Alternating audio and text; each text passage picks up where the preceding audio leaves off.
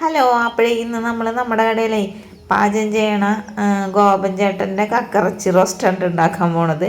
അപ്പോൾ ചേട്ടനാണ് മിക്കപ്പോഴും ഉണ്ടാക്കണം. അപ്പോൾ ഇന്ന് ഞാൻ പറയും, ചേട്ടൻ്റെ റെസിപ്പി ഞാൻ തട്ടിയെടുത്തിട്ട് ഞാൻ ഉണ്ടാക്കാമെന്ന് പറഞ്ഞു കേട്ടോ. അങ്ങനെ ഉണ്ടാക്കിയതാണ് ഈ ഒരു കക്കറച്ചി റോസ്റ്റ്. എളുപ്പമുണ്ട് ഇത്. അങ്ങനെ മീനൊക്കെ ചേച്ചിയുടെ അടുത്ത് ക്ലീൻ ചെയ്യാൻ കൊടുത്തിട്ട് കക്ക ഞാൻ ക്ലീൻ ചെയ്യാമെന്ന് പറഞ്ഞു കേട്ടോ. കക്കറച്ചിയുടെ റോസ്റ്റ് ഞാനെല്ലാം ഉണ്ടാക്കണം. അപ്പോൾ ക്ലീൻ ചെയ്യണമെങ്കിൽ കാണിച്ചു തരാമെന്ന് ഓർത്തിട്ടാണ്. ഞാനിപ്പോൾ ക്ലീൻ ചെയ്യണമെന്ന് വെച്ചാൽ കറിച്ചട്ടിയിൽ കക്കി ഇട്ടിട്ട് നന്നായിട്ട് കൈകൊണ്ട് ഇങ്ങനെ ഞെരടി എടുക്കും. അങ്ങനെ തന്നെ കുറേ അഴുക്ക് പോയി കിട്ടും. എന്നിട്ട് വെള്ളം ഒഴിച്ച് ഒന്നും കൂടി ഒന്ന് പ്രസ് ചെയ്ത് കൊടുക്കുമ്പോൾ ഇതേപോലെ കുറുക്ക് പോലത്തെ അഴുക്കുകളാണ് പോണത്. അടിയിൽ കണ്ടത് നമ്മുടെ അഴുക്കൊക്കെ ഊറി വരുന്നുണ്ട്. ഇതൊരു 5-8 പ്രാവശ്യമെങ്കിലും ചെയ്യണം കേട്ടോ. എന്നാൽ മാത്രമേ ആ കക്കിറച്ചിയിലുള്ള 1/4 ഭാഗം അഴുക്കെങ്കിലും പോയി കിട്ടുള്ളൂ. പിന്നെ കക്കിറച്ചിയിലെ അഴുക്കുകളൊന്നും മിക്ക ആൾക്കാരും കളയാറില്ല. കാരണം എന്താണെന്നറിയാമോ? കക്കിറച്ചി അഴുക്കുള്ളതൊന്നും ഭക്ഷിക്കൂലെന്നാണ് പറഞ്ഞു കേട്ടേക്കണത്. മീനുകളൊക്കെ അതായത് വൃത്തികെട്ട സാധനങ്ങളൊക്കെ ഭക്ഷിക്കുമല്ലോ. എന്നിട്ടും നമ്മൾ മീനൊക്കെ കൂട്ടണില്ലേ അത് ക്ലീനാക്കിയിട്ട്. പക്ഷെ കക്കിറച്ചി എന്നൊരു സാധനം അഴുക്കുകളൊന്നും ഭക്ഷിക്കൂല. അതിൽ വിറ്റാമിനൊക്കെ അടങ്ങിയിട്ടുണ്ടെന്നൊക്കെയാണ് പറഞ്ഞു കേട്ടിട്ടുള്ളത് കേട്ടോ. ആ ഒരു അറിവ് വെച്ചിട്ട് ഞാൻ നിങ്ങളോട് പറഞ്ഞതേ ഉള്ളൂ. ഉപ്പും മഞ്ഞപ്പൊടി ഇട്ടിട്ട് വേവിക്കാൻ വെച്ചിട്ടുണ്ട്. ഒട്ടും വെള്ളം ഒഴിക്കാതെ ഉണ്ട് നമ്മളിത് വേവിക്കാൻ വെച്ചേക്കണത്. ഇനി അതിൻ്റെ ഇടയിൽ നമുക്ക് സവാള 3 എടുത്തിട്ടുണ്ട്. ഇത് നമുക്കൊന്ന് അരിഞ്ഞെടുക്കാം. അപ്പം അരിഞ്ഞെടുക്കണത് വട്ടത്തിലാണ് കേട്ടോ. അപ്പം ഞാൻ ചേട്ടനോട് ചോദിച്ചു, ചേട്ടാ ഇതേപോലെ തന്നെ അരിയണമെന്ന് വെച്ചാൽ പറഞ്ഞേ അത് കാണാനൊരു ഭംഗി ഉണ്ടാവും, അതിന് വേണ്ടിയിട്ടാണ് അങ്ങനെ അരിഞ്ഞിടുന്നത് ചേട്ടൻ പറയണേട്ടാ. അപ്പം ഞാനത് എന്നാൽ പിന്നെ അങ്ങനെ തന്നെ അരിയാന്ന് ഓർത്തിട്ട് അപ്പം അരിഞ്ഞതിൻ്റെ ഇടയിൽ ഞാൻ കക്കിറച്ചി എന്താന്ന് നോക്കണ്ട കേട്ടോ. കക്കിറച്ചിയൊക്കെ വെന്തിട്ടുണ്ട്.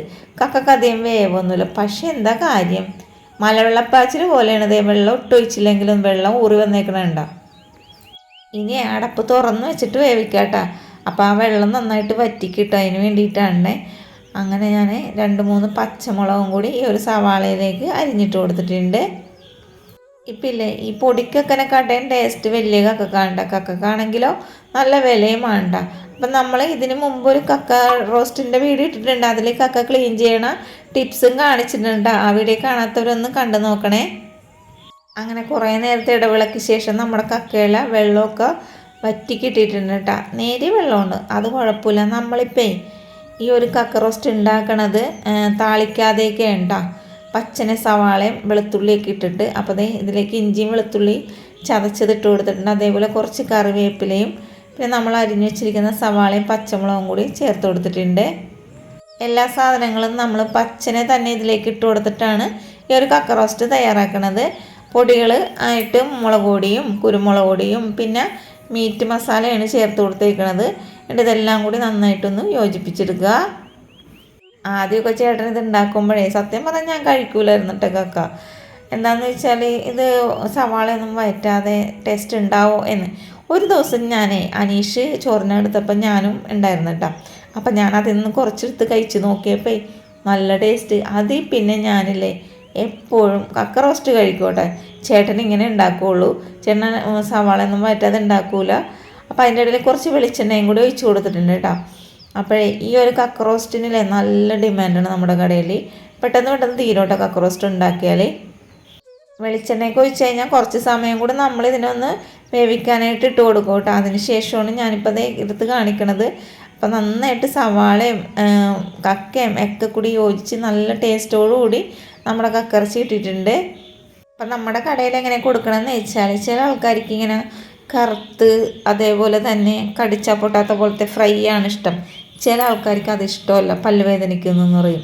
അപ്പോൾ റോസ്റ്റാണ് ഇഷ്ടം. അപ്പോൾ അങ്ങനെ ഫ്രൈ വേണ്ടവർക്ക് ഞങ്ങൾ പാനിലിട്ടിട്ട് കുറച്ചും കൂടി ഒന്ന് മൂപ്പിച്ചിട്ട് അങ്ങനെ ഇട്ട് കൊടുക്കും. റോസ്റ്റ് വേണ്ടവർക്ക് ഇതേപോലെയാണ് കൊടുക്കണം കേട്ടോ. അപ്പോൾ നമ്മുടെ കക്ക റോസ്റ്റ്, കക്ക ഫ്രൈ എന്നൊക്കെ പറയാം. അപ്പോൾ അതിവിടെ റെഡി ആയിട്ടുണ്ട്. വീഡിയോ ഇഷ്ടപ്പെട്ടാൽ ഉണ്ടാക്കാൻ മറക്കരുത്.